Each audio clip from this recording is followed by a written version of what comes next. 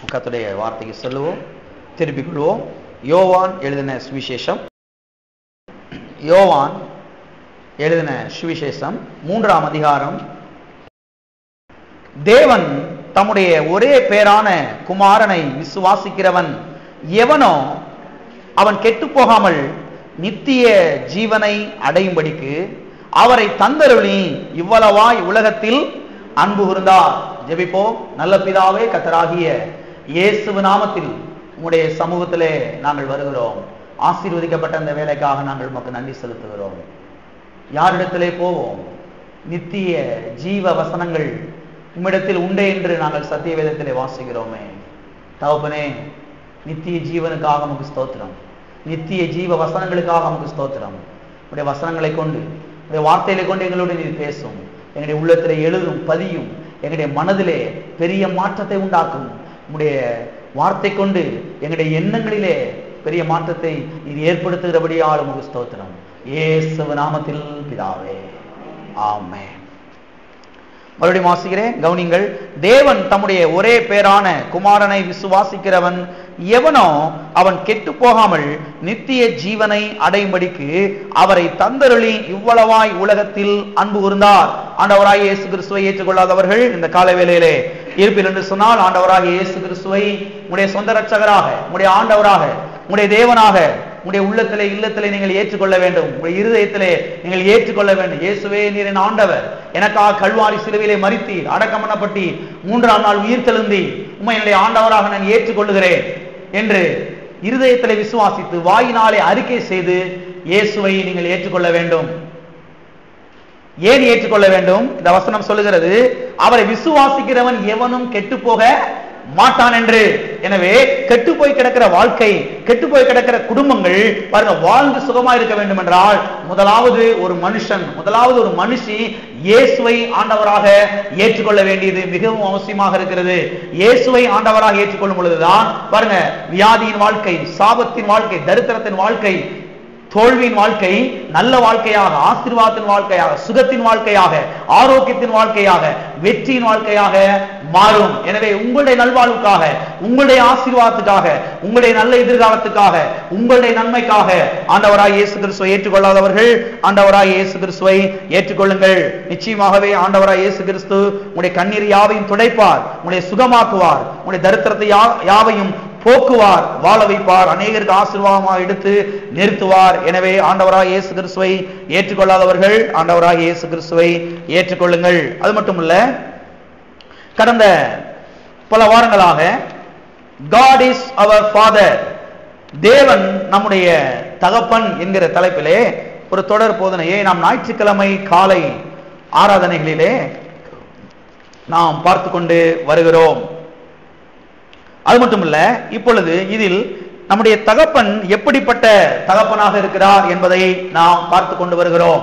இந்த உலகத்திலே ஏராளம் தகப்பன்மார்கள் இருக்கிறார்கள். ஒவ்வொரு தகப்பனும் ஒவ்வொரு விதமாக, ஒவ்வொரு குணமுடையவராக அவர்கள் இருக்கிறார்கள். ஆனால் நம்முடைய பரலோக தகப்பனோ அவர் இவர்களை விட பாருங்க வித்தியாசமானவராக, வேறுபட்டவராக இருக்கிறார். அவர் நல்லவராக இருக்கிறார், அவர் அன்புள்ளவராக இருக்கிறார், அவர் இரக்கமுள்ளவராக இருக்கிறார், அவர் தயவுள்ளவராக இருக்கிறார். எனவே இந்த தகப்பனை பாருங்க நாம் ஆழமாக அறிந்து கொள்ள வேண்டும். எங்கே இருந்து அறிந்து கொள்ள வேண்டும்? சத்திய வேதத்திலிருந்து அறிந்து கொள்ள வேண்டும். பாருங்க, எனவேதான் பாருங்க கர்த்தர் இதை நமக்கு எழுதி கொடுத்திருக்கிறார். எனவே இதை நாம் தொடர்ந்து கடந்த பல வாரங்களாக பார்த்து கொண்டு வருகிறோம். திருப்பிக் கொள்வோம். எபேசியருக்கு எழுதின நிருபம் 1ஆம் அதிகாரம். நம்முடைய கர்த்தராகிய இயேசு கிறிஸ்துவின் தேவனும் மகிமையின் பிதாவுமானவர் தம்மை நீங்கள் அறிந்து கொள்வதற்கான ஞானத்தையும் தெளிவையும் அளிக்கிற ஆவியை உங்களுக்கு தந்தருள வேண்டும் என்றும் ஜெபிக்கிறேன். பாருங்க, இங்கே அப்போஸ்தலனாகிய பவுல் எபேசிய சபையின் விசுவாசிகளுக்கு ஜெபிக்கிறதை நாம் பார்க்கிறோம். என்ன ஜெபிக்கிறார்? ஞானத்தையும் தெளிவையும் அளிக்கிற, ஞானத்தையும் தெளிவையும் கொடுக்கிற ஆவியை சபைக்கு வருகிற விசுவாசிகளுக்கு தந்தருளும்படியாய் ஜெபிக்கிறார். சரி, எதற்காக இந்த ஞானத்தையும் தெளிவையும் கொடுக்கிற ஆவியை விசுவாசிகளுக்கு தந்தருள வேண்டும்படியாய் ஜெபிக்கிறார் என்றால், அப்பாவை நாம் அறிந்து கொள்வதற்காக, தகப்பனை நாம் அறிந்து கொள்வதற்காக. பிதாவை நாம் அறிந்து கொள்வதற்காக தான் இவ்வாறு அவர் ஜெபிக்கிறார். சரி, ஏன் அப்பாவை நாம் அறிந்து கொள்ள வேண்டும்? ஏன் அப்பாவை நாம் அறிந்து கொள்ள வேண்டும் என்றால், அப்பாவை அறிகிற அறிவுக்குள்ளே தான் நம்முடைய வாழ்வே அடங்கி இருக்கிறது, நம்முடைய வெற்றி அடங்கி இருக்கிறது, நம்முடைய எதிர்காலம் அடங்கி இருக்கிறது, நம்முடைய சுகம் அடங்கி இருக்கிறது, நம்முடைய செழிப்பு அடங்கி இருக்கிறது, நம்முடைய சமாதானம் அடங்கி இருக்கிறது, நம்முடைய பாதுகாவல் அடங்கி இருக்கிறது. எதற்குள்ளே? அப்பாவை அறிகிற அறிவுக்குள்ளே. எனவேதான் ஒவ்வொரு நாளும் பரலோக தகப்பனை அறிகிற அறிவுக்காக நாம் ஜெபிக்க வேண்டும்.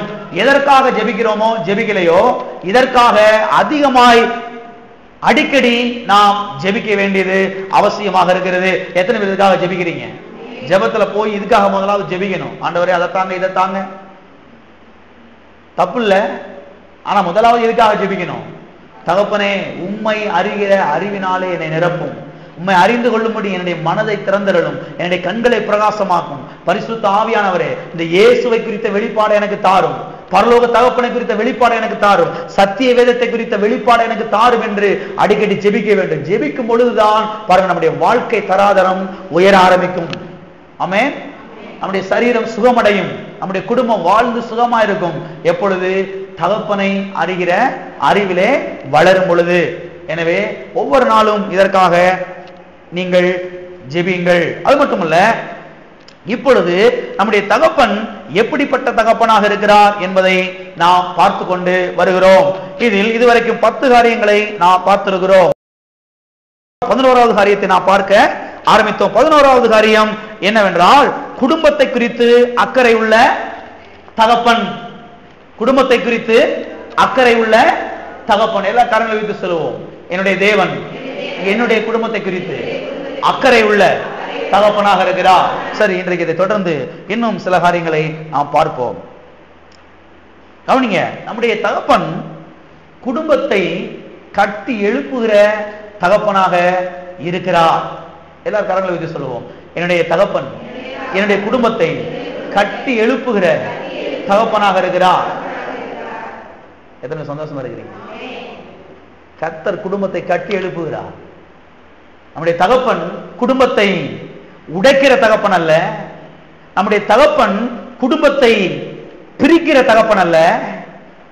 அவர் குடும்பத்தை கட்டி எழுப்புகிற தகப்பனாக இருக்கிறார். ஆமென். இன்னைக்கு பாருங்க, எங்க பார்த்தாலும் குடும்பத்தை பிரிக்கிற பிசினஸ்ல அநேகர் இருக்கிறாங்க பாருங்க. இன்னைக்கு எத்தனையோ பாருங்க பாக்குறோம். இன்னைக்கு உலகத்துல சொந்தக்காரவங்க எப்படியாவது குடும்பத்தை பிரிச்சிடணும், எப்படியாவது குடும்பத்தை நாசமாக்கிடணும், எப்படியாவது குடும்பத்தை தெருவில் கொண்டு வந்து செஞ்சிடணும். நீர் திருன்னு சொல்லி பாருங்க, கண்ணுல விளக்கணை ஊத்திக்கிட்டு அப்படி தொலாவிக்கிட்டு திர்றாங்க. கர்த்தர் சொல்றாரு, உன்னுடைய குடும்பத்தை நான் இணைத்து வைக்கிற தேவன், உன்னுடைய குடும்பத்தை நான் கட்டி எழுப்பி விடுகிற தேவனாக நான் இருக்கிறேன். பாருங்க, இதெல்லாம் விசுவாசிக்க ஆரம்பிக்கணும். என்னுடைய தகப்பன் யார்? அவர் குடும்பத்தை பிரிக்கிறவர் அல்ல, அவர் குடும்பத்தை உடைக்கிறவர் அல்ல, அவர் குடும்பத்தை கட்டி எழுப்புகிற தேவனாக அவர் என்ன செய்கிறார்? இருக்கிறார். ஆமென். மறுபடியும் சொல்லுங்க, கர்த்தர் என்னுடைய குடும்பத்தை கட்டி எழுப்புகிறார். சிலர் பாருங்க, பிள்ளை ஒரு பக்கத்துல இருக்கும், புருஷன் ஒரு பக்கத்துல இருப்பாங்க, மனைவி ஒரு பக்கத்துல இருப்பாங்க, பெற்றோர் ஒரு பக்கத்துல இருப்பாங்க. பாருங்க, ஏண்டா வாழ்றோம், என்னடா வாழ்க்கைன்ற மாதிரி இருப்பாங்க. பாருங்க, கர்த்தர் சொல்றாரு, உன் குடும்பத்தை நான் இணைச்சு வைப்பேன். ஆமென். உன் குடும்பத்தை நான் இணைச்சு வைப்பேன். உன் குடும்பத்து மேல நான் ஆண்டவரா இருக்கிறேன்.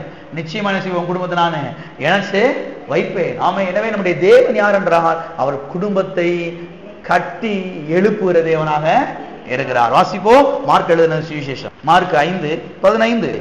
இயேசுவினிடத்தில் வந்து லேகியோனாகிய பிசாசு பிடித்திருந்தவன் வஸ்திரம் தரித்து உட்கார்ந்து புத்தி தெளிந்திருக்கிறதை கண்டு பயந்தார்கள். இந்த சம்பவம் உங்களுக்கு நன்றாக தெரியும். இங்கே லேகியோன் என்கிற ஒரு மனுஷனை குறித்து நாம் பார்க்கிறோம். இவனுக்கு 6000 பிசாசுகள் பிடித்திருந்தது. எத்தனை பிசாசு? ஒரு பிசாசு பிடிச்சாவே நம்ம ஊர்ல என்ன ஆகுது பாருங்க. முடியெல்லாம் விரிச்சு போட்டு பின்னாடி 10 பேர் ஓடி தெருவுல என்ன ஆகுது பாருங்க. ஆத்தே பெரியதாய் போயிடும், கலவரமாய் போயிடும் ஒரு பிசாசு பிடிச்சாவே. இங்க பாருங்க, ஒரு மனுஷனுக்கு எத்தனை பிசாசு பிடிச்சிருக்குது? 6000 பிசாசு பிடித்திருந்தது. அது மட்டும் இல்ல, இவன் பாருங்க கல்லறையிலே வாழ்ந்து கொண்டிருந்தான் என்று இந்த அதிகாரத்திலே நாம் வாசிக்கிறோம். கவனிங்க, குடும்பத்தோடு வாழ வேண்டியவன், மனைவியோடு வாழ வேண்டியவன், பிள்ளைகளோடு வாழ வேண்டியவன், பெற்றோரோடு வாழ வேண்டியவன் இங்கே கல்லறையில படுத்து கிடக்கிறான். கல்லறையில படுத்து கிடக்கிறான். இதற்கு காரணம் கர்த்தர் கிடையாது, பிசாசுதான் காரணம் என்பதை நீங்கள் கவனிக்க வேண்டும். அது மட்டுமல்ல, இவனை வாழ வைப்பதற்காகவே கர்த்தர் பாருங்க படகு ஏறி இவனை தேடி வர்றாரு. இந்த அதிகாரத்தில் நீங்க அதான் கவனிக்கணும். இவனை வாழ வைப்பதற்காகவே கர்த்தர் பாருங்க படகு ஏறி இந்த கரைக்கு வர்றாரு. அந்த கரையில இருக்கிறவரு அந்த கரையில ஊழியம் செஞ்சுக்கிட்டு இருக்கிறாரு. இப்ப ஒரு படகுல ஏறி இந்த கரைக்கு வர்றாரு. இந்த கரைக்கு எதுக்கு வர்றாருன்னா, இந்த மனுஷனை வாழ வைக்கிறதுக்காக, இந்த மனுஷனுடைய குடும்பத்தை வாழ வைக்கிறதுக்காக, இந்த மனுஷனுடைய குடும்பத்தை கட்டி எழுப்புவதற்காகவே பாருங்க அந்த கரையில இருந்து இந்த கரைக்கு என்ன செய்யறாரு, புறப்பட்டு வர்றாரு. அது மட்டும் இல்ல, கவனிங்க, கர்த்தர் இங்கே வந்து இந்த லேகியோனை விடுதலையாக்கி விடுவார் என்பதை பிசாசு கொஞ்சம் அறிந்து வச்சிருந்தான் பாருங்க. பிசாசு கொஞ்சம் கொஞ்சம் காரியங்கள் தெரியுது. கர்த்தர் பாருங்க படையேறி வர்றாரு. இந்த கரைக்கு வந்தாருன்னா நிச்சயமா இந்த லேகியோன் என்கிற மனுஷனை கர்த்தர் சுகமாக்கிடுவார், விடுதலை ஆக்கிடுவாரு. இந்த லேகியோனுக்கு இருக்கக்கூடிய நம்முடைய கூட்டமாகி 6000 பிசாசு செஞ்சு போயிடும், ஓடிய போயிடும். நம்ம வந்து சுகமா இருக்க முடியாதுன்னு சொல்லி பாருங்க பிசாசு சாத்தானுக்கு கொஞ்சம் லேசா தெரியுது. பாருங்க இத அவன் வந்து கொஞ்சம் தெரிஞ்சு வச்சிருந்தனாலதான் அவன் என்ன பண்றான்னா, இயேசு கிறிஸ்துவும் 12 சீசர்களும் படகுல வர்றாங்க. நீங்க வீட்டுல போய் வாசி பாருங்க, இது தெரியும் உங்களுக்கு. இயேசு கிறிஸ்துவும் 12 சீசர்களும் படகுல வர்றாங்க. கடலை கொந்தளிக்க வச்சு, காற்றை வீச பண்ணி கடலை கொந்தளிக்க வச்சு பாருங்க இந்த 13 ஊரையும் கடலுக்குள்ள வச்சு கொள்ள பாக்குறான். சொல்றாரு இல்லையா, காற்றை இறையாதே கடலே அமைதலாயிரு. இது எந்த சம்பவம், எந்த சம்பவத்துக்கு முந்தின சம்பவம் தெரியுமா? இந்த லேகியோன் என்கிற பிசாசை கர்த்தர் வந்து விடுதலையாக வர்றாரு, அதுக்கு முந்தின சம்பவம். இந்த கரைக்கு வந்தாருன்னா இவனை கர்த்தர் சுகமாக்கிடுவார் பிசாசுக்கு தெரியுது. எனவே பாருங்க இயேசு கிறிஸ்துவையும் 12 சீசர்களையும் பாருங்க இந்த கடலுக்குள்ளே சமாதி கட்டிடலாம் சொல்லி காற்று பலமா வீச பண்ணி கடலை கொந்தளிக்க வைக்கிறான். அதனாலதான் சீசர்களா எழுப்பி சொல்றாங்க, ஆண்டவரே நாங்கள் மடிந்து போகிறது உங்களுக்கு கவலை இல்லையா? இங்க பாருங்க ஆண்டவர், நம்ம போராடிக்கிட்டு இருக்கிறோம். அவனுக்கு விவரம் தெரியல, ஆனா கர்த்தருக்கு விவரம் தெரியும். அந்த கரைக்கு நம்ம போறோம், அவனை சுகமாக்க போறோம். அது பிசாசு கொஞ்சம் தெரிஞ்சு போச்சு போல. அதனால என்ன செஞ்சிருக்கான், காற்றை கொஞ்சம் கொந்தளிக்க விட்டு கடலை காற்றை வீச பண்ணி கடலை என்ன செஞ்சிருக்கிறான், கொந்தளிக்க பண்ணிருக்கிறான் என்பது கர்த்தருக்கு நல்லா தெரியும். எனவே கர்த்தர் எந்திரிச்சாரு, காற்றை இறையாதே கடலே அமைதலாரு. ஆமா, வாய மூடு முதல்ல. நீ காற்றை பார்த்து சொல்ற, வாய முத மூடு, கடலே முத வாய மூடு. நான் போகத்தான் போறேன், லேகியோனும் சுகமாகத்தான் போறேன். அது 6000 பிசாசா இருக்கட்டும், 6000 கோடி பிசாசா இருக்கட்டும், அவனை வாழ வைக்கத்தான் நான் அங்க இருந்து இறங்கி வந்திருக்கேன் பூமிக்கு. மனுஷன் நான் எதுக்கு வந்திருக்கிறேன்னா, மனுஷனை வாழ வைக்கிறதுக்காக தான் நான் வந்திருக்கிறேங்க. ஏதோ மதத்தை ஸ்தாபிக்கிறதுக்கு நான் வரல, கிறிஸ்துவ மதத்தை ஸ்தாபித்து ஆள சேர்க்கிறதுக்கு நான் வரல, மனுஷனை வாழ வைக்க நான் வந்திருக்கிறேன். எனவே நான் உறுதியா அந்த கரைக்கு போகத்தான் போறேன், அதுவும் அந்த கல்லறைக்கு நான் போகதான் போறேன். அவனை நான் என்ன செய்ய போறேன், சுகமாக தான் போறேன்னு சொல்லி பாருங்க. கர்த்தர் அவ்வளவு வைராக்கியமா கிளம்பி வர்றாரு. எத்தனை பேர் இருக்கீங்க? நம்முடைய தேவனை மாதிரி வைராக்கியமானவர்கள் உலகத்துல எவனும் கிடையாது. எனவே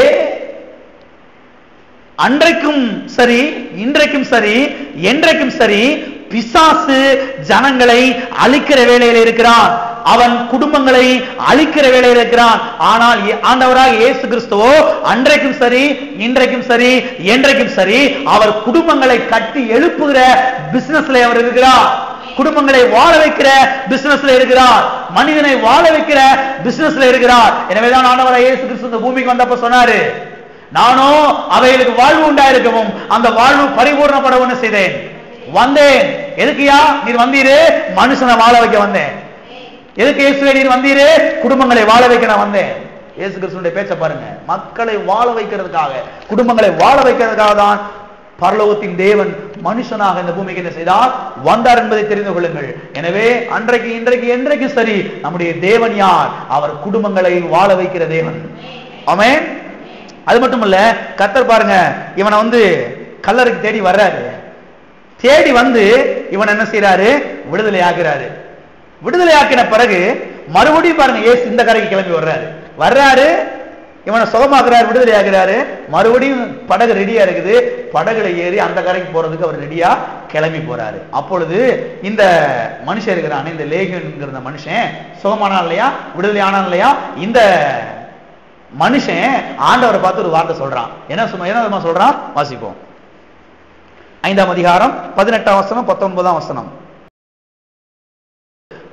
அப்படியே அவர் படவில் ஏறுகிற பொழுது பிசாசு பிடித்திருந்தவன் அவரோட கூட இருக்கும்படி தனக்கு உத்தரவு கொடுக்க அவரை வேண்டிக் கொண்டான். பாருங்க, இயேசு படகுல ஏறி போறதுக்கு படகுக்குள்ள போறாரு.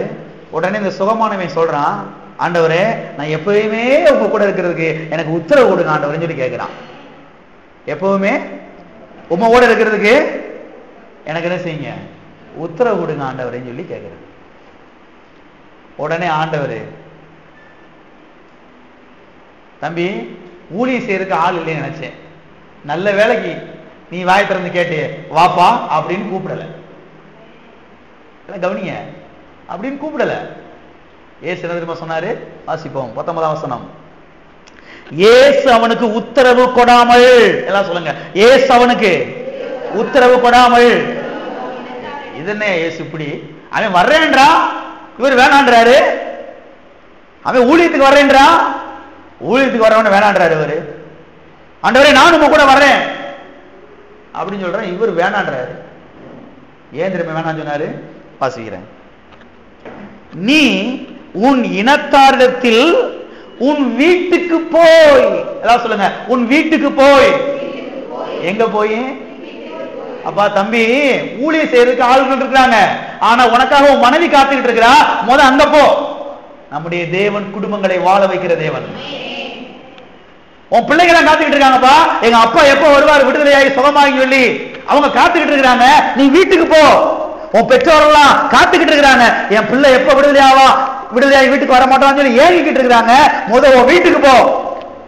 நம்முடைய தேவன் அன்றைக்கு இன்றைக்கு இன்றைக்கும் குடும்பங்களை வாழ வைக்கிற தேவனாக இருக்கிறார். ஆமென்.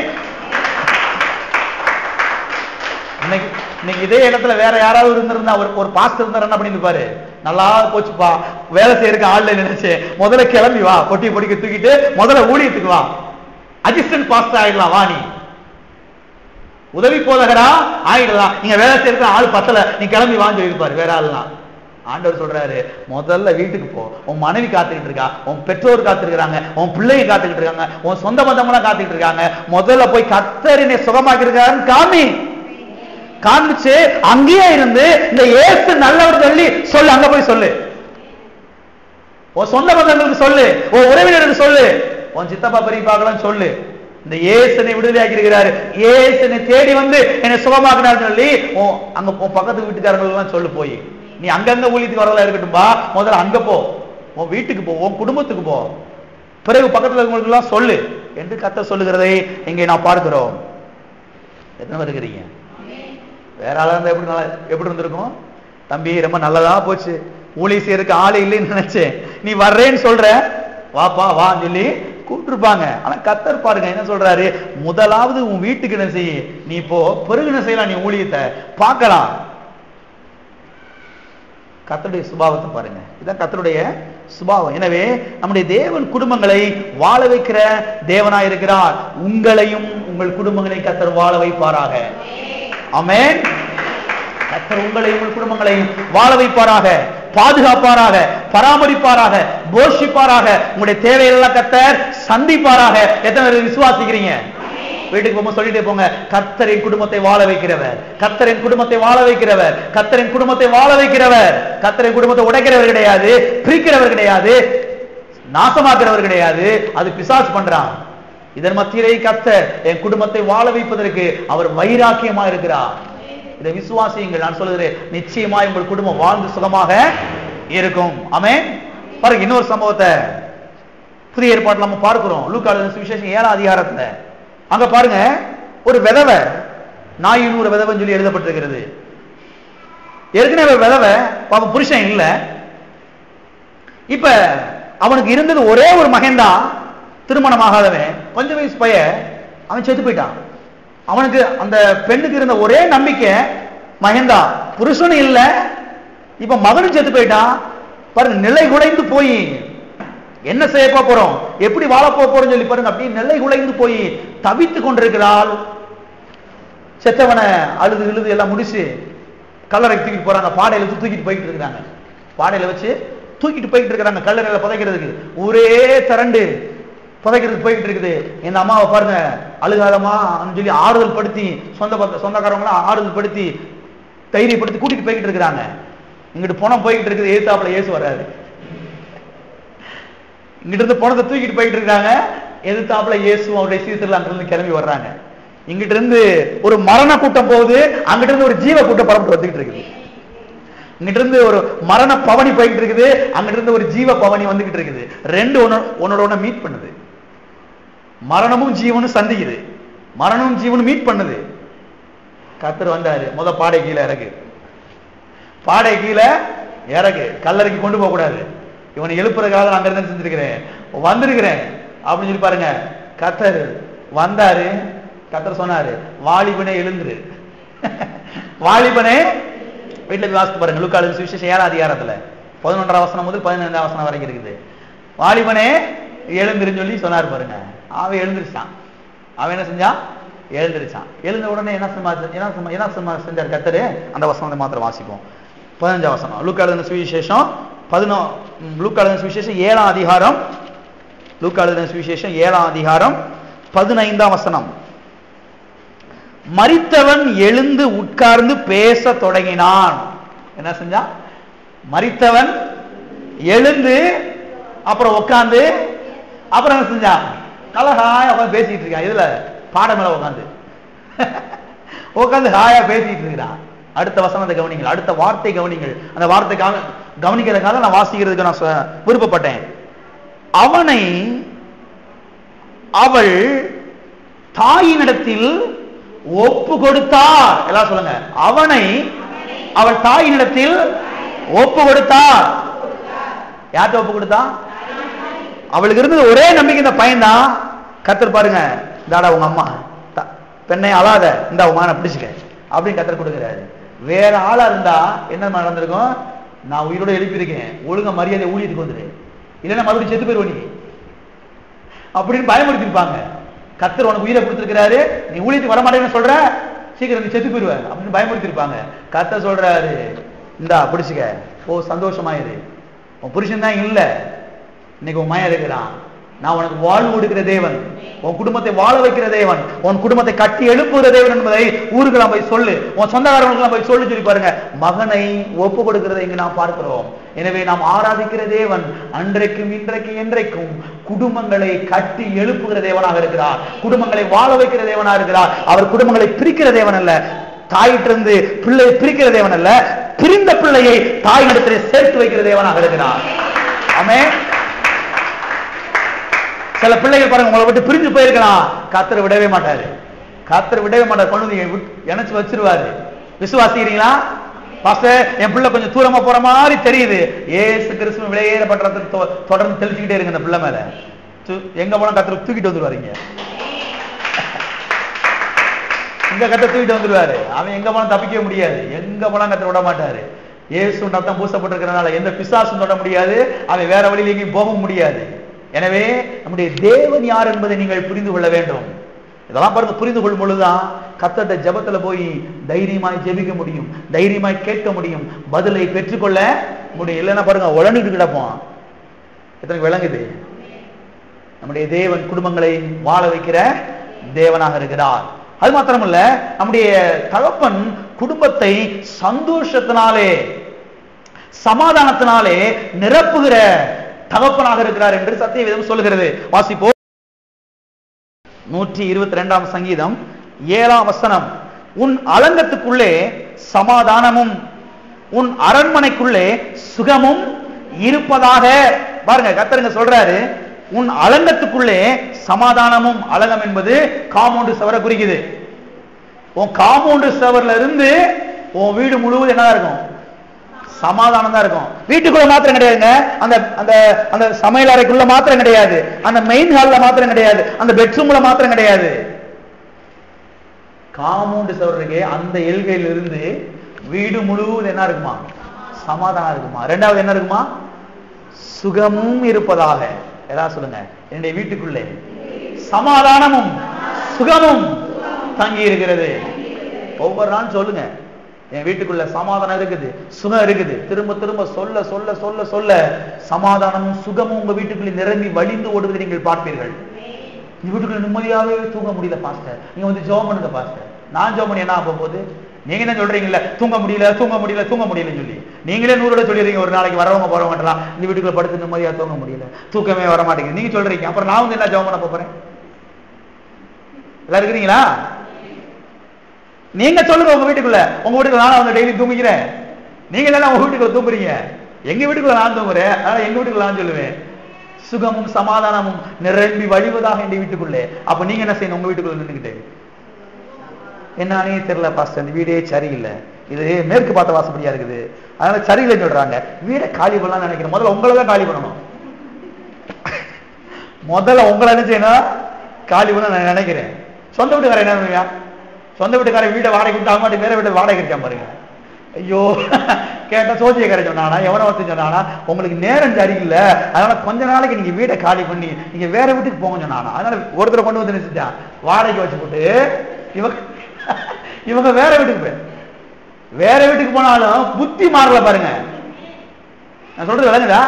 வேற வீட்டுக்கு போனாலும் நீங்க ஆளு அதே ஆளுதான். எத்தனை புரியுது? நீங்க ஆளு சுப்பன் சுப்பன் தான், கருப்பனா மாற முடியாது. சுப்பன் தான் அங்க போய் குடியிருக்கு. இந்த வீட்டுக்கு வந்து அதே சுப்பன் தான், மறுபடியும் அந்த சுப்பன் அங்க போயிருக்கிறாரு தவிர வேற சுப்பன் இல்ல. அதனால பாருங்க புத்தி மாறல. அதனால நீங்க அமெரிக்காவுக்கு போனாலும் புத்தி மாறலைன்னா வெற்றி பெற முடியாது. நான் அமெரிக்கால பிறந்தா நிறைய எங்கேயே வந்திருப்பேன். நான் நிச்சயமா சொல்றேன் நீங்க அங்கேயே தான் இருந்திருப்பீங்க. ஏன்னா அமெரிக்கா போனாலும் புத்தி என்ன செய்யல, மாறல. நான் சொல்றேன் நீங்க ஒரு சேரி பகுதியில குடியிருக்கலாம், ஒரு சாதாரண கிராமத்துக்குள்ள இருக்கலாம். நான் சொல்றேன் உங்களுடைய எண்ணங்கள் மேலே உயரும் என்று சொன்னால் அந்த கிராமத்திலே நீங்க நல்லா இருப்பீங்க, அந்த ஊர்ல நீங்க தானே செய்வீங்க, நல்லா இருப்பீங்க. ஏன்னா மற்றவங்க எல்லாம் வேற மாதிரி சிந்திக்கிறாங்க, மற்றவங்க எல்லாம் வேற மாதிரி பேசுறாங்க, நீங்க வேற மாதிரி சிந்திக்கிறீங்க, நீங்க வேற மாதிரி பேசுறீங்க. வானத்தையும் பூமி உண்டாக்கின தேவன் உங்க கூட இருக்கிறாரு. எனவே நீங்க கண்டிப்பா அந்த கிராமத்துல நல்லா இருப்பீங்க. எனவே ஆமென். எனவே பாருங்க, நீங்க தான் பேசணும் உங்க வீட்டுக்குள்ள நின்று. ஏண்டாலும் சொல்லக்கூடாது பாருங்க. வீடு சரியில்லை, ஜன்னல் சரியில்லை, ஜன்னலை மாத்தி வைக்கணும்னு சொல்றாங்க, வீட்டு வாசலை மாத்தி வைக்கணும்னு சொல்றாங்க, தலைவாசல் இங்கிட்டு இருக்கணுமா? எங்கிட்டு இருந்தாலும் ஆளு நீங்க தாங்க. நீங்க என்னைக்கு மாறுறீங்களோ, உங்க வாய் என்னைக்கு மாறுதோ, உங்க புத்தி என்னைக்கு மாறுதோ, உங்க பேச்சு என்னைக்கு மாறுதோ, அன்னைக்கு எல்லாமே என்ன செஞ்சிடும்? மாறிவிடும். ஆமென். எத்தனை விளங்குது? ஆமென். எனவே சொல்லுங்க, என் வீட்டுக்குள்ள சமாதானமும் சுகமும் நிறைந்திருப்பதாக. நான் சொல்றேன் இன்னைக்கு ஒருவேளை சமாதானம் சுகம் இல்லாம இருக்கலாம். நீங்க சொல்ல சொல்ல ஒரு நாள் 2 நாள் 3 நாள் 1 மாசம் 2 மாசம் கழிச்சு நீங்க பார்க்கும்போது நான் சொல்றேன் நிச்சயமாய் சுகமும் சமாதானம் நிறைந்து வழிந்து ஓடுவதை நீங்கள் பார்ப்பீர்கள். ஏன்னா சத்தியவேதம் சொல்லுகிறது, மனுஷன் எதை விதைக்கிறான் அதை என்ன செய்வான்?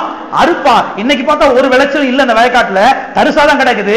இப்ப தண்ணியை பாய்ச்சி பரம்படிச்சு களையெல்லாம் எடுத்து வேண்டாத குப்பையெல்லாம் தூக்கி போட்டு இப்ப விதைச்சாச்சு, பாதுகாப்பு வேலையை போட்டாச்சு. நிச்சயமா 90 நாள் கழிச்சு பெரிய விளைச்சல் வரும். இன்னைக்கு ஒருவேளை வராம இருக்கலாம் விளைச்சல், இன்னைக்கு விளைச்சு நாளை காலையில அறுவடை வராம இருக்கலாம். ஆனா நிச்சயமா 90 நாள் கழிச்சு ஒரு பெரிய அறுவடை என்ன செய்யும்? வரும். இதை போலதான் உங்க வாழ்க்கையும் உங்க குடும்பமும். இன்னைக்கு ஒருவேளை சமாதானம் இல்லாம இருக்கலாம், இன்னைக்கு ஒருவேளை சுகம் வீட்டுக்குள்ள இல்லாம இருக்கலாம். நான் சொல்றேன் இன்னைக்கு விதைக்க ஆரம்பிங்கள். நான் சொல்றேன் நிச்சயமாய் சீக்கிரத்துல சுகமும் சமாதானமும் உங்க வீட்டுல விளைஞ்சு நிற்கும். இதெல்லாம் மாறாத பிரமாணங்கள் அருமையான தேவனுடைய பிள்ளைகளே. அநேகருக்கு இதெல்லாம் தெரியாது, அநேக பிரசங்கருக்கு கூட தெரியாது. ஒண்ணு நடக்கலையா 21 நாள் உபவாசம் போடு. உபவாசம் போட சரியாயிருமா? விதைக்கணுமியா, விதைக்கணும். விதைச்சாலும் அறுவடை வரப்போ போகுது. உபவாசம் தானே செஞ்சிட கிடையாது, அறுவடை வந்துட போறது கிடையாது. வயக்காட்டுல போய் நின்று நான் உபவாசம் இருக்க போறேன் நெல் வர்றதுக்காண்டி சாகுற வரைக்கும் உபவாசம் தான் செய்யாது, நெல் வரவே வராது. விதைக்கணும். விதைச்சாதான் நெல் வரப்போ போகுது, கோதுமை வரப்போகுது, கேழ்வு வர போகுது, சோளம் வரப்போ போகுது. விதைக்கணும் வரப்போகுது கிடையவே கிடையாது அருமையான தேவனுடைய பிள்ளைகளே. எனவே நான் வந்து உபவாசம் இருக்க போறேன், மொட்டியை போட்டு தேய்க்க போறேன், கண்ணீர் சிந்து அழ போறேன்னா சமாதானம் சுகம் வராது. இன்னைக்கு என்ன இல்ல, சுகம் இல்ல உண்மைதான். இன்னைக்கு ஆரோக்கியம் இல்ல வீட்டுக்குள்ள உண்மைதான். இன்னைக்கு சுகம் இல்ல உண்மைதான். இன்னைக்கு விதைக்க ஆரம்பிங்கள். எவ்வாறு விதைக்க போகிறீர்கள்? உங்களுடைய வாயின் வார்த்தையின் மூலமாக, உங்களுடைய நாவின் மூலமாக ஒவ்வொரு நாளும் நீங்க விதைக்கணும். விதைக்கும் பொழுது சமாதானமும் சுகமும் விளைந்து உங்க வீட்டிலே காணப்படும். ஆமென். வாசிப்போம் இன்னொரு வேத வசனத்தை. ஏசாயா 32. ஏசாயா 32. என் ஜனம் சமாதான தாவரங்களிலும் நிலையான வாசஸ்தலங்களிலும் அமைதியாய் தங்கும் இடங்களிலும் குடியிருக்கும். என் ஜனம் யாருங்க? எத்தனை பேர் அவருடைய ஜனங்கள்? எத்தனை பேர் அவருடைய பிள்ளைங்க? நீங்களா எங்க குடியிருக்கிறது? தேவனுடைய சித்தம். அதைத்தான் இங்க வாசிக்கிறோம். என் ஜனங்கள் சமாதான தாவரங்களிலும் நிலையான வாசஸ்தலங்களிலும் அமைதியாய் தங்கும் இடங்களிலும் குடியிருக்கும். அப்ப பாருங்க, நீங்க அமைதியான இடத்துல இருக்கிறது, நல்ல சமாதானமான இடத்துல இருக்கிறது, நிலையான வாசஸ்தலத்தில் இருக்கிறதா தேவனுடைய சித்தம். நிலையான வாசஸ்தலம் என்ன அர்த்தம்? சொந்த வீடுன்னு அர்த்தம். எத்தனை விளங்குது? சொந்த வீட்டுல குடியிருக்கிறது தான் கர்த்தருடைய சித்தம். வாடகை வீட்டுல இருக்கிறது, ஒத்தி வீட்டுல குடியிருக்கிறது தேவனுடைய சித்தம் கிடையாது. பாஸ்டர் நான் வாடகை வீட்டுல இருக்கிறேனே, கர்த்தருக்கு ஸ்தோத்திரம், சந்தோஷம் தான், இல்லைன்னு சொல்லல. பாஸ்டர் நான் ஒத்தி வீட்டுல இருக்கிறேனே, கர்த்தருக்கு ஸ்தோத்திரம், சந்தோஷம் தான், இல்லைன்னு சொல்லல. ஆனா நீங்க எங்க இருக்கிறதா கடவுளுடைய சித்தம்? சத்தமா சொல்லுங்க. நிலையான வாசஸ்தலத்துல குடியிருக்கிறதா கர்த்தருடைய சித்தம். நல்ல ஒரு 5 சென்ட் இடத்துல நல்லா சுத்தியில தோட்டங்கள்லாம் போட்டு அதுக்கு நடுவில் ஒரு வீடை கட்டி நல்ல ஒரு காரு எல்லாம் நிப்பாட்டி வண்டியெல்லாம் நிப்பாட்டி கொஞ்சம் கற்பனை பண்ணி பாருங்களேன். தனியா இருக்கும்போது இப்படி எல்லாம் யோசிக்கிறீங்க. பிஞ்ச கூரையை பார்த்துட்டு இருக்க கூடாது. கொஞ்சம் பிஞ்ச நமக்கு என்னைக்குமே இந்த பிஞ்ச கூரை தான், நமக்கு என்னைக்குமே இந்த அலுமினி சட்டி தான், நமக்கு என்னைக்குமே இந்த ஓட்ட சைக்கிள் தான். புத்தி மாறணும், எண்ணங்கள் மாறணும், பார்வை மாறணும், பேச்சு மாற வேண்டும், மனது மாற வேண்டும். இது மாறும் பொழுது எல்லாமே என்ன செய்ய ஆரம்பிக்கும்? மாற ஆரம்பிக்கும். ஆமென். ஓட்ட சைக்கிளை வச்சுக்கிட்டு கர்த்தா வண்டியை கொடுத்ததுக்காக ஸ்தோத்திரம் சொல்லணும். வாடகை வீட்டில் இருக்கிற ஆளுக்கு சொல்லணும், கர்த்தாவை சொந்த வீடை கொடுத்ததுக்காக உமக்கு ஸ்தோத்திரம், நிலையான வாசஸ்தலத்தை கொடுத்ததுக்காக உமக்கு ஸ்தோத்திரம். சிலருக்கு பெரிய ஒரு பயம், ஆண்டவர் நாளைக்கு வந்துட்டாரா சொந்த வீடு போய் வேஸ்டா போயிடும். போனா போயிட்டு போகுது. நாளைக்கே ஆண்டவர் வந்துட்டாருன்னா நம்ம எல்லாம் பரலோகத்துக்கு போயிருவோம், அப்புறம் வீடு போனா போயிட்டு போதுங்க. மக்கள் இப்படி இருக்காங்க பாருங்க. சொந்த வீடு தான் கட்டாதீங்க பிரதர், இன்னைக்கு நைட்டே கத்தர் வந்துட்டாருன்னா வேஸ்டா போயிடும். போனா போயிட்டு போதியா? வீடை பிடிச்ச தொங்கவா முடியாது காண்டி, வீட்டு நிலையை பிடிச்சி தொங்கவா முடியும்? போனா போயிட்டு போகுது. தேவனுடைய பிள்ளைகள் பாருங்க, இதெல்லாம் விசுவாசிக்கணும். நிலையான வீடு, சமாதானமான வாசஸ்தலம், அமைதியாக தங்கக்கூடிய இடம். கர்த்தாவே உமக்கு நன்றி, இதை நான் விசுவாசிக்கிறேன். வாயத்திலிருந்து சொல்ல ஆரம்பிக்கிறேன், ஆண்டவரே இது எல்லாவற்றையும் எனக்கு மாற்றி தருகிறீர், அதற்காக உமக்கு நன்றி. நான் சொல்றேன், நிச்சயமாய் மாறும். ஆமென். அது மாத்திரமல்ல, நம்முடைய தகப்பன் குடும்பத்தில் இருக்கக்கூடிய நபர்களை ரட்சிக்கிற தகப்பனாக இருக்கிறார். சிலருக்கெல்லாம் ஒரு பெரிய கவலை, பாஸ்டர் எங்க வீட்டில் நான் மாத்திரம் தான் ரட்சிக்கப்பட்டிருக்கிறேன், என்ன மற்றவங்களாம் ரட்சிக்கப்படலை, அவங்கெல்லாம் அப்படியே இருக்கிறாங்களே. இதனாலேயே சில சமயங்கள்ல சில சண்டைகள் அதெல்லாம் வருது, என்ன செய்யணுமே தெரியல அப்படின்னு சொல்லி யோசிக்கிறாங்க. ஆனா பாருங்க, கர்த்தர் சொல்றாரு, என்ன சொல்றாருன்னா, கர்த்தராகிய இயேசு கிறிஸ்துவை நீ விசுவாசி.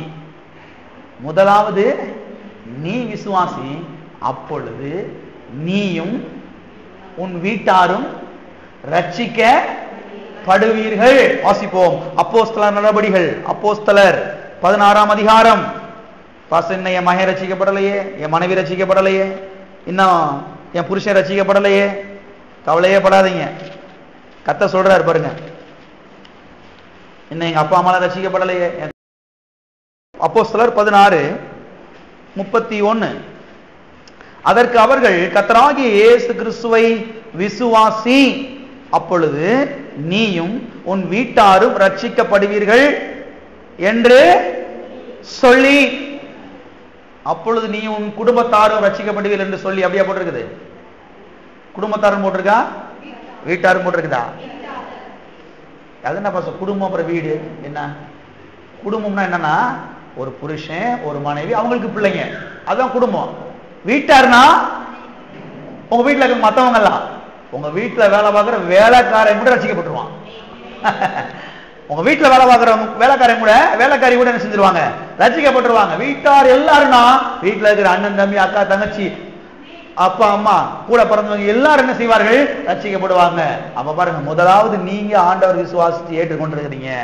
இப்ப இதை நீங்க விசுவாசிக்கணும். கர்த்தாவை நீ சொல்லியிருக்கிறீர், ஆண்டவராய் இயேசு கிறிஸ்துவை நீ விசுவாசி என்று சொல்லியிருக்கிறீர். நாம விசுவாசிச்சு ஆண்டவரை ஏற்றுக்கொண்டிருக்கிறேன், நான் ரட்சிக்கப்பட்டிருக்கிறேன்.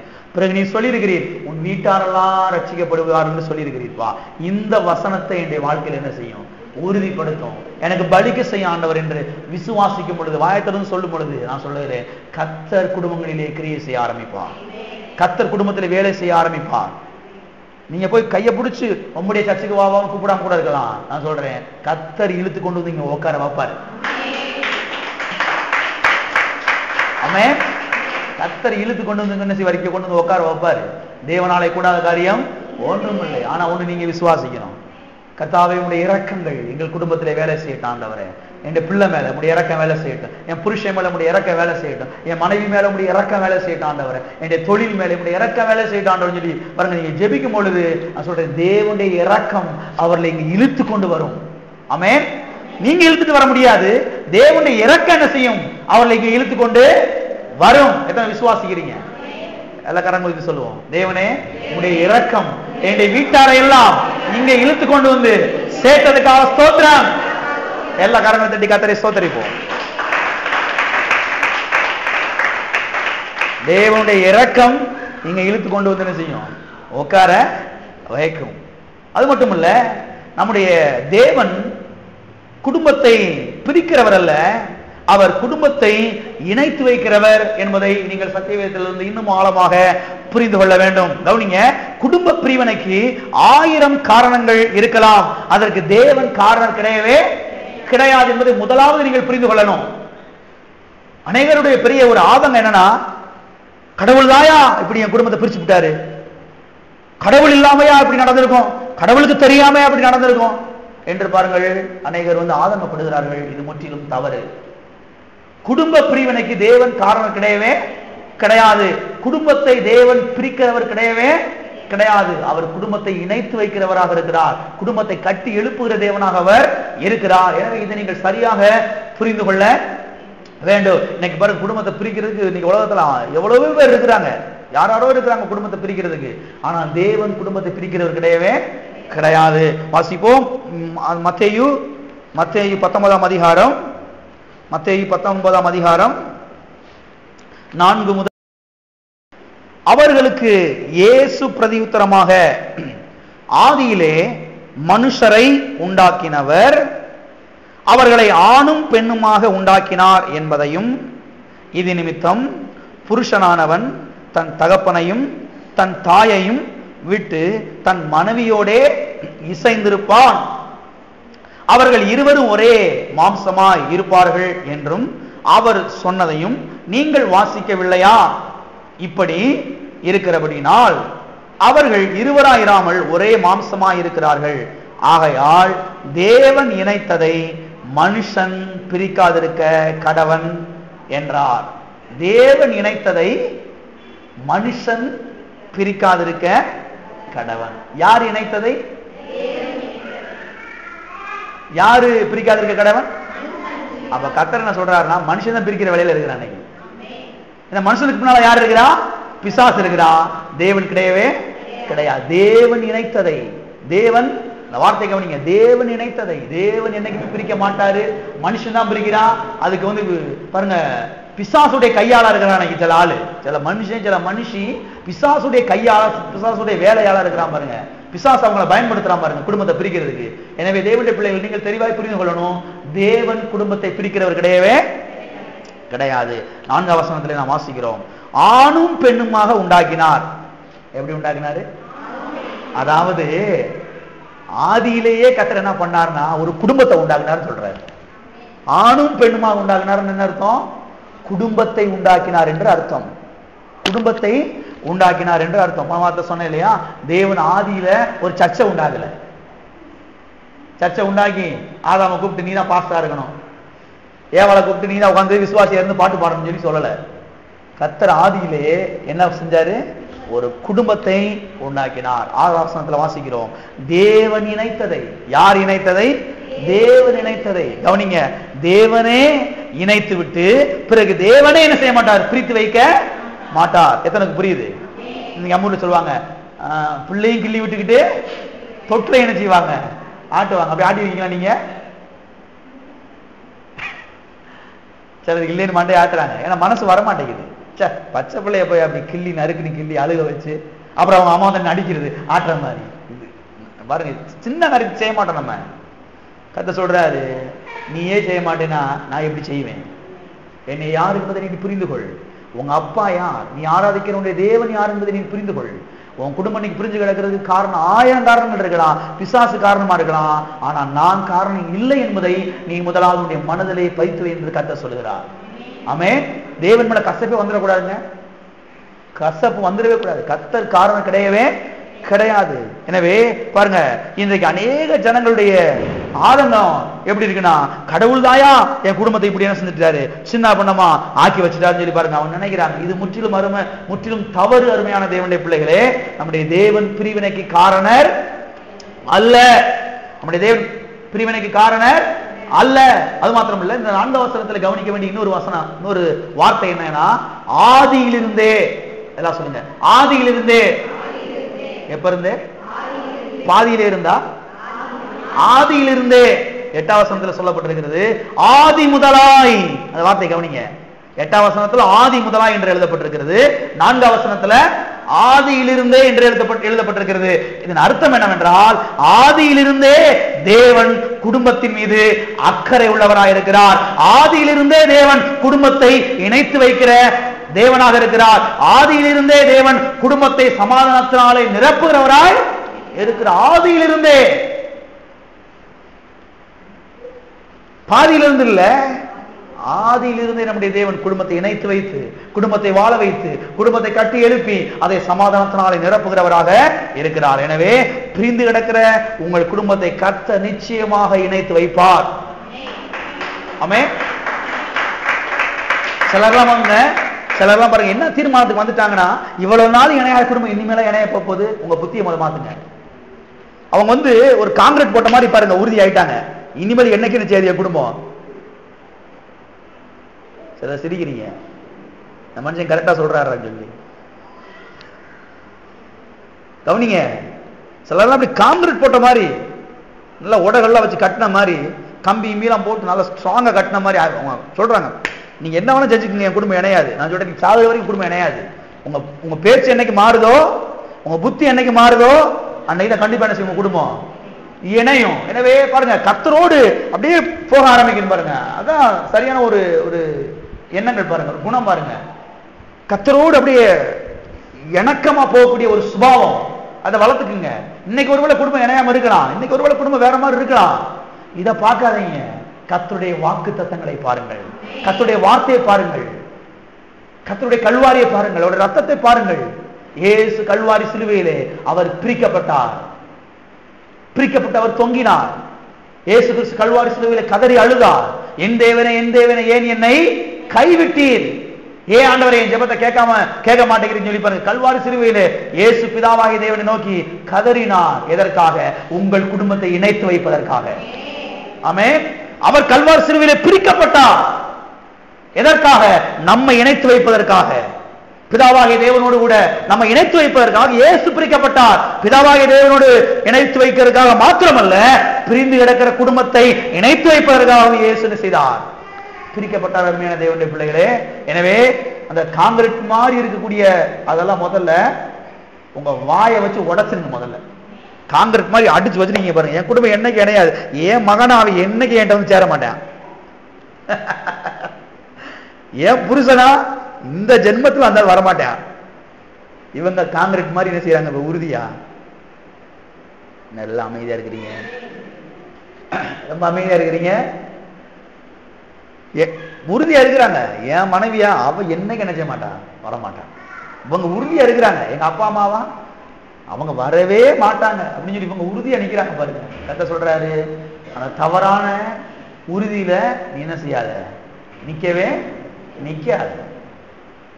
யோபு சொன்னார் பாருங்க, பிள்ளைங்கள் எல்லாம் வரிசையா அனுப்பாட்டுறாரு 10 பிள்ளைங்களையும் 1 2 3 4 5 6 7 8 9 10 எல்லாம் கையை கட்டுறான், எல்லாம் வரிசையா நிக்கிறான். 10 பிள்ளைகளும் தப்பு செஞ்சாரா, தப்பு செய்ய எனக்கு தெரியும், நீங்க செஞ்சிருப்பீங்களா சொல்றாரு பாருங்க அவரு. ஒருவேளை என் பிள்ளைகள் ஆண்டவருக்கு விரோதமா தூசித்திருப்பார்களோ என்று பாருங்க. 10 பிள்ளைகளும் வரிசையா நிப்பாட்டி பலியிடுறாரு. சாயங்காலம் 6 தான் பாத்துக்கிட்டு வர்றோம், ரெகுலரா வாங்க. அவன் சொல்றான், இல்ல இல்ல ஆண்டவர் இல்லங்கப்பா, நாங்க ஆண்டவரை தூசிக்கவே இல்லை அப்படின்னு சொல்றாங்க. டே எனக்கு தெரியும்டா, நீங்க என்ன செஞ்சிருப்பீங்க, ஆண்டவரை தூசிச்சிருப்பீங்க. இவர் என்ன பக்கத்துல உட்காந்து பார்த்தாரு, பக்கத்துல உட்காந்து பார்த்தது மாதிரி சொல்றாரு, நீங்க ஆண்டவரை தூசிச்சிருப்பீங்களா. அவன் சொல்றான், இல்லவே இல்லைன்னு சொல்றான். இப்படி சிலர் பாருங்க உறுதியா நிக்கிறாங்க. என் குடும்பம் இணையவே இணையாது, என் குடும்பம் வாழவே வாழாது, என் தலையெழுத்து அவ்வளவுதான், என் தலையில ஆண்டவன் எழுதிட்டான். ஆண்டவன் எழுதல, இப்ப நீங்க தான் எழுதிக்கிட்டு இருக்கீங்க உங்க நாக்க வச்சு. என் குடும்பம் இணையாது, என் குடும்பம் இப்படியே தரிசா கிடக்குன்னு சொல்லி நீங்க உங்க நாவனால இப்ப டெய்லி எழுதிக்கிட்டு இருக்கீங்க. நான் சொல்றேன், முதல்ல உங்க வாயை வச்சு அதை அழிச்சிருங்க. வாயை வச்சு அழிச்சிருங்க. ஆண்டவரே, நான் தெரியாம கழுவுங்க ஆண்டவரே, உங்களுடைய வார்த்தைக்கு நான் கீழ்ப்படுகிறேன். நிச்சயமா என்னுடைய குடும்பத்தை நீர் இணைத்து வைக்க வல்லவராயிருக்கிறீர். தேவரீர் சகலத்தையும் செய்ய வல்லவர்.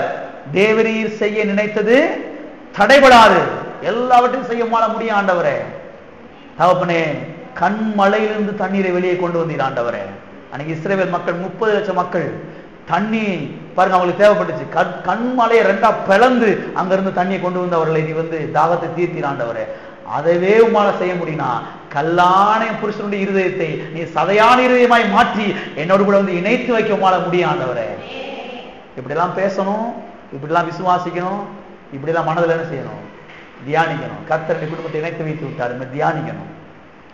அப்பதான் என்ன செய்யும்? இணையும். ஆமென். எனவே கர்த்தர் பிரிந்து கிடக்கிற உங்களுடைய குடும்பத்தை நிச்சயமாய் இணைத்து வைப்பாராக. இதை விசுவாசித்து வாயினாலே அறிக்கை செய்ய வேண்டும். அது மட்டுமல்ல, குடும்ப பிரிவினைகளுக்கு பிசாசு காரணமாக இருக்கிறான் என்பதை சத்தியவேதத்திலிருந்து நீங்கள் கற்றுக்கொள்ள வேண்டும். பிரிவினைகளுக்கு பின்னால் பிசாசு இருக்கிறான் என்பதை நீங்கள் கவனிக்க வேண்டும். வாசிப்போம். யோவான் எழுதின சுவிசேஷம், யோவான் எழுதின சுவிசேஷம்.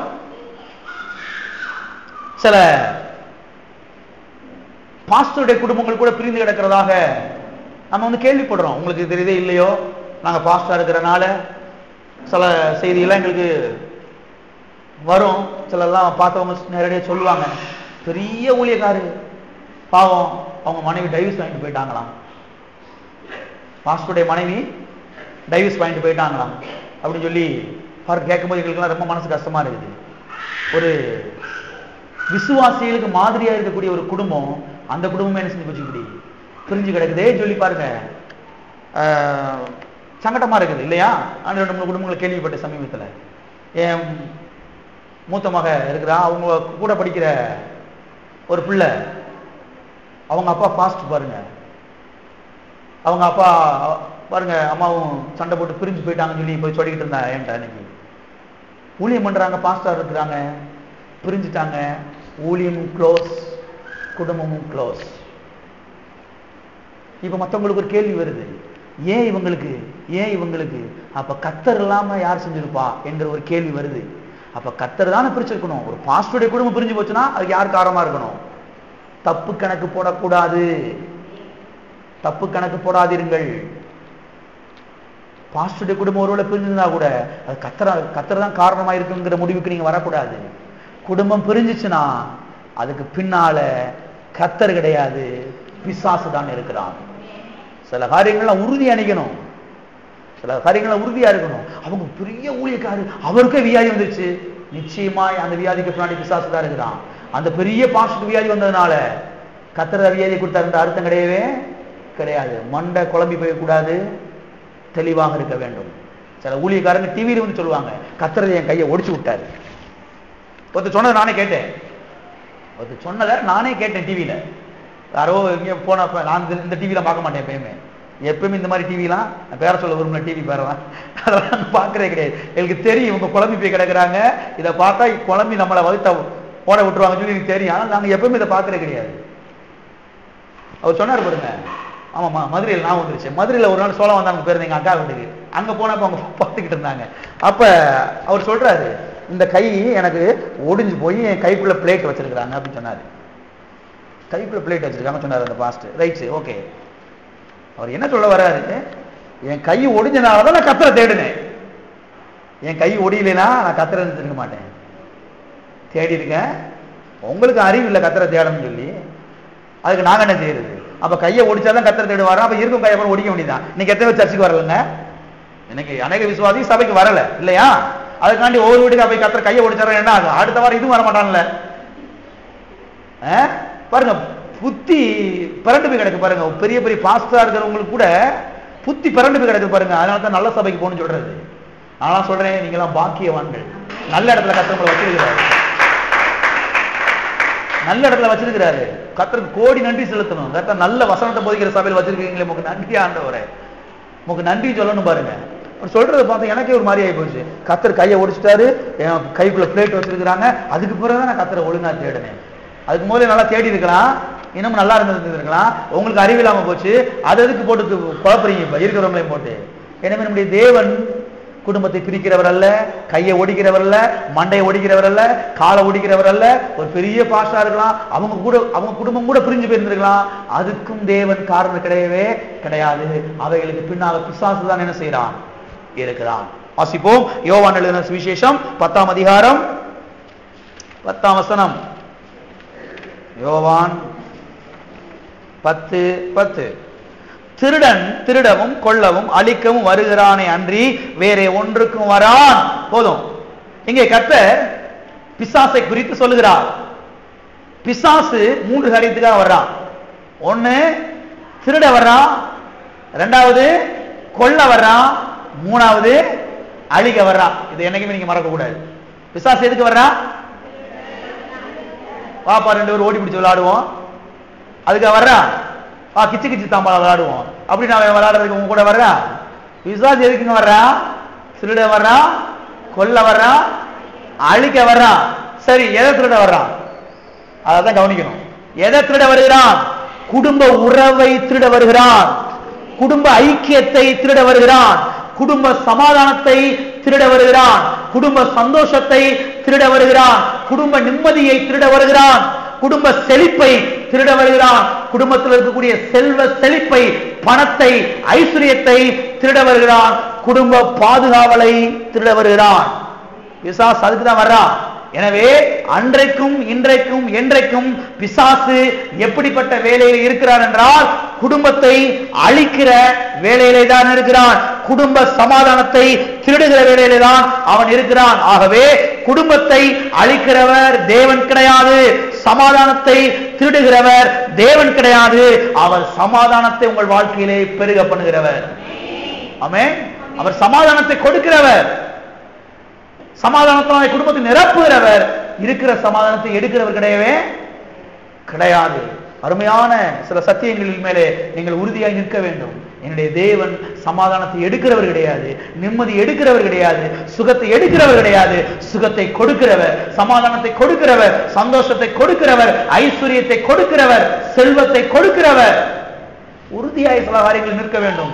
அப்பொழுதுதான் உங்க கிறிஸ்தவ வாழ்க்கை செய்யும் உறுதியாக இருக்கும். ஆமென். வாசிப்போம் இன்னொரு வேத வசனத்தை இதுக்கு ஆதாரமாக. வெளிப்படுத்தல் சுவிசேஷம் 9. உலகம் அனைத்தையும் மோசம் போக்குகிற பிசாசு என்றும் சாத்தான் என்றும் சொல்லப்பட்ட பழைய பாம்பாகிய வலு சர்ப்பம் தள்ளப்பட்டது. என்ன செய்யப்பட்டது? தள்ளப்பட்டது. இந்த வசனத்தில் நீங்கள் கவனிக்க வேண்டிய வார்த்தை உலகம் அனைத்தையும் மோசம் போக்குகிற பிசாசு.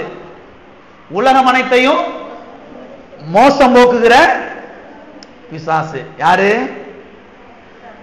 சத்தத்தை காணோம். உலகம் அனைத்தையும் மோசம் போக்குறது யாரு? கர்த்தரா பிசாசா? இந்த வசனத்தில் சொல்லுங்க. உலகம் அனைத்தையும், உலகத்தில் இருக்கிற எல்லா குடும்பத்தையும் மோசம் போக்கு நினைக்கிறது கர்த்தரா பிசாசா? பிசாசு. எனவே குடும்பத்தை மோசம் போக்குவது தேவன் அல்ல, குடும்பத்தை பிரிப்பது தேவன் அல்ல, குடும்பத்தில் கலவரத்தை சண்டையை உண்டாக்குகிறது தேவன் அல்ல. அவர் குடும்பத்தை கட்டி எழுப்புகிற தேவன், அவர் குடும்பத்தை வாழ வைக்கிற தேவன், அவர் குடும்பத்தை இணைத்து வைக்கிற தேவன், அவர் குடும்பத்தை சமாதானத்தினாலே நிரப்புகிற தேவனாக இருக்கிறார். ஆமென். எல்லாரும் இது சொல்லுவோம். என்னுடைய தேவன் குடும்பத்தை இணைத்து வைக்கிறவர், சமாதானத்தினாலே என் குடும்பத்தை நிரப்புகிற தேவன். வாசிப்போம். யோவான் 10:10. மறுபடியும் அங்க வருவோம். யோவான் 10:10க்கு வருவோம் மறுபடியும். திருடன் திருடவும் கொல்லவும் அழிக்கவும் வருகிறானே அன்றி வேறே ஒன்றுக்கும் வரான். இது பிசாசை பத்தி கர்த்தர் சொல்றாரு இல்லையா? இப்ப அவரை பத்தி அவர் சொல்றாரு பாருங்க. அடுத்த வாக்கியத்துல இயேசு தன்னை பற்றி சொல்லுகிறார் பாருங்க. நானும், என்னங்க நானும் அப்படி போட்டிருக்கா? பெரிய வித்தியாசம் இருக்குது. நானும் அப்படின்னா இன்னொரு ஆள் இருக்காருன்னு அர்த்தம். நானேனா நான் மட்டும்தான். நான் மட்டும்தான். நானே அவைகளுக்கு ஜீவன் உண்டாயிருக்கவும் அது பரிபூர்ணப்படவும் வந்தேன். இந்த வசனத்தை வேற மாதிரி வாசிக்கிறேன் பாருங்க. இன்னொரு தமிழ் மொழிபெயர்ப்பு வாசிக்கிறேன் பாருங்க, உங்களுக்கு விளங்கும். எழுதுறவங்க எழுதி வச்சுக்கலாம். நானும் அவைகளுக்கு வாழ்வு உண்டாயிருக்கவும் அந்த வாழ்வு பரிபூர்ணப்படவும் வந்தேன். ரொம்ப ஈஸியா விளங்குது பாருங்க. நானும் அவைகளுக்கு வாழ்வு கொடுக்கவும் அந்த வாழ்வு பரிபூர்ணப்படவும் வந்தேன். இயேசு எதுக்கு வந்தாரு? மனிதனை வாழ வைக்க, குடும்பங்களை வாழ வைக்க, மனுஷியை வாழ வைக்க கர்த்தர் என்ன செய்தார்? வந்தார் என்பதை நீங்கள் புரிந்து கொள்ள வேண்டும். இயேசு மதத்தை உருவாக்குறதுக்கு வரல, மதத்தில் ஆள் சேர்க்கிறதுக்கு வரல, மனுஷனை வாழ வைக்க, குடும்பங்களை வாழ வைக்கதான் இயேசு மனிதனாக வந்தார் என்பதை நீங்கள் புரிந்து கொள்ள வேண்டும். வாசிப்போம். சங்கீதம் 127 இதை வாசித்து நாம் முடிப்போம். 1. கர்த்தர் வீட்டை கட்டாராகில் அதை கட்டுகிறவர்களின் பிரயாசம் விருதா. இங்கே சங்கீதக்காரனாகிய சாலமோன் என்ன சொல்லுகிறான்? கர்த்தர் தான் வீட்டை கட்டுகிறார், கர்த்தர் தான் குடும்பத்தை கட்டுகிறார் என்று சொல்லுகிறான். எனவே நம்முடைய தேவன் ஆதியிலிருந்தே குடும்பத்தை கட்டி எழுப்புகிற பிசினஸ்ல தான் அவர் இருக்கிறார் என்பதை நாம் கவனிக்க வேண்டும். ஆதியிலிருந்தே நம்முடைய தேவன் எதுல இருக்கிறாரு? குடும்பத்தை கட்டி எழுப்புகிற பிசினஸ்ல இருக்கிறாரு. நம்முடைய தேவன் குடும்பத்தை உடைக்கிறவர் அல்ல, நம்முடைய தேவன் குடும்பத்தை அழிக்கிறவர் அல்ல, நம்முடைய தேவன் குடும்பத்தை கட்டி எழுப்புகிற தேவன். கர்த்தர் வீட்டை கட்டாராகில் அதை கட்டுகிறவருடைய பிரயாசம் விருதா. நீ கட்டு நான் கட்டு சொல்லி குடும்பத்தை கட்ட முடியாது. நீ குடும்பத்தை கட்டு நான் குடும்பத்தை கட்டுன்னு சொல்லி என்ன செய்ய முடியாது? குடும்பத்தை கட்ட முடியாது. குடும்பத்தை யாரு தான் கட்டணும்? கர்த்தர் தான் கட்டணும். அப்ப கர்த்தரை விட்டுருங்க. ஆண்டவரே என் குடும்பத்தை நீங்க ஜோரா கட்டுங்க, ஆண்டவரே என் குடும்பத்தை நீங்க ஜோர கட்டுங்க, அருமையாய் கட்டுங்க ஆண்டவரே. நீங்க என் குடும்பத்தை நடத்தி செல்லுங்க ஆண்டவரே. என் குடும்பத்து மேல நீங்க ஆண்டவரா இருக்க ஆண்டவரே. ஒரு பயமும் இல்லை, நல்லா இருக்கலாம். ஆமென். நம்ம நான் குடும்பத்தை தாங்குறேன் அப்படின்னு சொல்லும் போதுதான் பிரச்சனை தான் வருது. பிரச்சனை எங்க இருந்து வருது? நான் குடும்பத்தை தாங்குறேன், நான் இல்லைன்னு நீங்க என்ன ஆவீங்க பாருங்க, நான் இல்லைன்னா உங்களை ஒரு நாளைக்கு சீண்டாது. இப்படிலாம் பேசுறது. நல்லா இருக்கிறீங்களா? ஒருத்தர் வீட்டுல பாருங்க, ஒருத்தர் இருந்தாரு, ஒரு குடும்பம் இருந்துச்சு. அந்த குடும்பத்துல பாருங்க எல்லா பிள்ளைகளுமே கல்யாணம் முடியாம இருக்கு. பிள்ளைங்க எல்லா பிள்ளைகளுக்கும் கல்யாணம் முடியல. வயசு போயிட்டே இருக்குது. 25 வயசு 30 வயசு போயிட்டு இருக்கு, கல்யாணம் முடியல. கடைசியில அந்த வீட்டு தலைவர் மண்டையை போட்டார், எல்லா பிள்ளையும் கல்யாணம் முடிச்சு நல்லா ஆயிட்டாங்க. அந்த அப்பா மண்டையை போட்டாரு, அந்த குடும்பத்தில் இருக்கிற 4 பிள்ளைகள் கல்யாணம் முடிஞ்சு எல்லாம் அதில் செட்டில் ஆகி ரொம்ப நல்லா இருந்துச்சு. இப்ப நீங்க சொல்லுங்க, இந்த குடும்பத்துல இந்த பிள்ளைலாம் கல்யாணம் முடியாம இப்படி இருந்தது காரணம் யாரு? சத்தத்தை காணோம். உண்மைங்க, நான் போய் சொல்லல, நான் கற்பனை பண்ணிலாம் சொல்லல. உண்மையாகவே ஒரு குடும்பத்துல பாருங்க, பாவ பிள்ளைங்க அது கல்யாணம் முடிச்சு தன் புருஷனோடு நல்லா சந்தோஷமா வாழ வேண்டிய பிள்ளைங்க அது பாட்டுக்கு பாருங்க அப்படியே என்னமோ ஏதோ வாழ்க்கைனா என்னமோ அப்படின்னு போயிட்டு இருக்குதுங்க. ஒரு வேலையும் செய்ய முடியல. எது நடந்து எதாவது செய்யணும்னா உடனே அவர்கிட்ட தான் போய் கேட்கணும். உடனே அவர் ஜெபம் பண்ணுவாரு ஆண்டவர்கிட்ட. உடனே சொல்லுவார் வந்து, ஆண்டவர் சொல்லிட்டாரு இந்த வேலையை செய்யக்கூடாதுன்னு சொல்லி. இப்படியே வண்டி ஓட்டி இருக்கிறத பாருங்க 10-15 வருஷமா. ஆண்டவர் அப்படிலாம் பாருங்க, வசனத்துக்கு மாறாலாம் செய்ய மாட்டார், ஆலோசனை கொடுக்க மாட்டாரு. ஆண்டவர் நாளைக்கு நைட்டே வந்துருவார், யாரு கல்யாணம் முடிக்காதீங்க, யாரு கல்யாணம் நாளைக்கு நைட்டு தானே வருவாரு, இன்னைக்கு கல்யாணம் முடிச்ச நல்லா இருக்கலாம்ல. என்ன கொடுமை இந்த மனுஷங்க செய்யற சில ஆட்கள் பாருங்க, கிறுக்குன்னு சொல்லுவாங்க பாருங்க. வசனத்தை பாருங்க வேற மாதிரிலாம் புரிஞ்சுக்கிட்டு வேற மாதிரிலாம் படிச்சுக்கிட்டு பைத்தியங்கள் மாதிரி கிறுக்குகள் மாதிரி பாருங்க குடும்பத்தை ஆட்டி படைக்கிறது. ஏன்ட்டெல்லாம் எதுவும் செய்யக்கூடாது. இப்படியே பாவங்க அந்த பிள்ளைங்க பாருங்க எவ்வளவு நாள் இருக்கும். கடைசியில பாத்தீங்கன்னா அவர் மண்டையை போட்டாரு, எல்லா மனைவி அது சந்தோஷமா இருக்கிறாங்க, மனைவி ரொம்ப சந்தோஷமா இருக்கிறாங்க. பிள்ளைங்க பாருங்க அது நல்ல நல்ல வேலைக்கு போனாங்க, வேலை கிடைச்சிச்சு, நல்லா கல்யாணம் முடிச்சாங்க, சந்தோஷம், அதுவும் நல்லா செட்டில் ஆயிட்டான் வாழ்க்கையில. இவ்வளவு நாள் இந்த குடும்பத்துல எதுவுமே நடக்கூடாம பண்ணது யாரு? ரட்சிக்கப்பட்ட ஒரு மனுஷன், ஞானஸ்தானம் எடுத்த ஒரு மனுஷன், அபிஷேகம் பெற்ற மனுஷன், 24 மணி நேரம் பைபிள் படிச்ச மனுஷன், வாரம் தவறாம சர்ச்சுக்கு வந்த மனுஷன். எத்தனை விளங்குது? அதான் சொல்றேன், சாலமோன் சொன்னத, கர்த்தர் வீட்டை கட்டாராகில் அதை கட்டுவருடைய பிரயாசம் விருதா.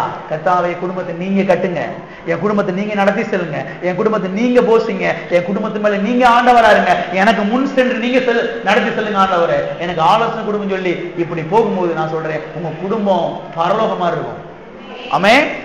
எனவே வாழ்க்கையிலே நொந்து போய் சிலர் உட்கார்ந்திருக்கலாம். கர்த்தர் உங்கள் குடும்பத்தை கட்டி எழுப்புவார், உங்களை வாழ வைப்பார், உங்களை சமாதானத்தினாலே நிரப்புவார், உங்களை சுகத்தினாலே நிரப்புவார், உங்களை செழிப்பினாலே நிரப்புவார். ஆமென். எல்லாம் எழுப்பி நிற்போம். அடுத்த வாரத்தை தொடர்ந்து நாம் பார்ப்போம். எல்லாரும் நாம் கர்த்தரை ஸ்தோத்தரிப்போம். எல்லாரும் கர்த்தரை நாம் ஸ்தோத்தரிப்போம். எல்லாரும் கர்த்தரை நாம் ஸ்தோத்தரிப்போம்.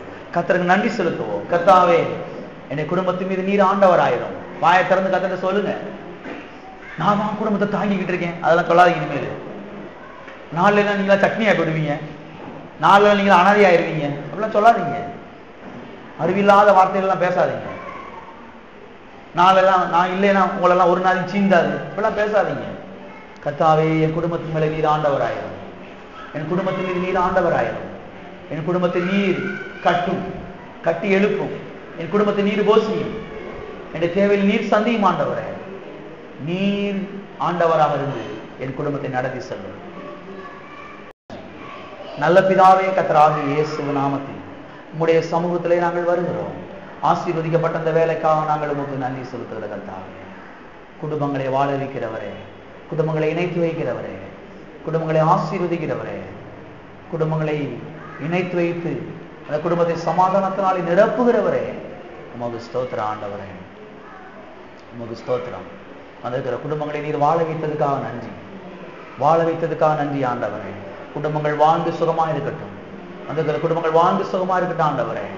திருமணமாக வேண்டிய பிள்ளைகளுக்கு இயேசு நாமத்தில் திருமணங்கள் முடியிட்ட ஆண்டவரே.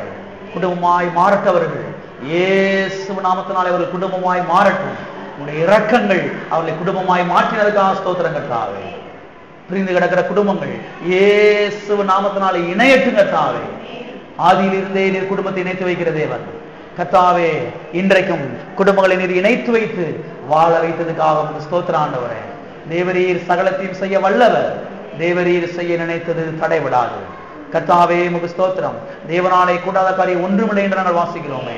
ஒருவராய் பெரிய காரியங்களை செய்கிறவரை துதியுங்கள், அவர் கிருபை என்றும் உள்ளது எழுதப்பட்டிருக்கிறதே.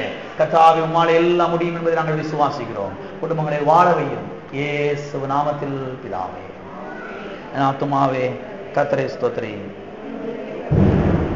என் ஆத்துமாவே கர்த்தரை ஸ்தோத்திரி. கர்த்தர் செய்த சகல உபகாரங்களையும் மறந்து நம்முடைய கர்த்தராகிய இயேசு கிறிஸ்துவின் கிருபையும் பிதாவாகிய தேவனுடைய அன்பும் பரிசுத்த ஆவியானவருடைய ஐக்கியம் நம் அனைவரோடும் கூட இருப்பதாக. ஆமென். கர்த்தர்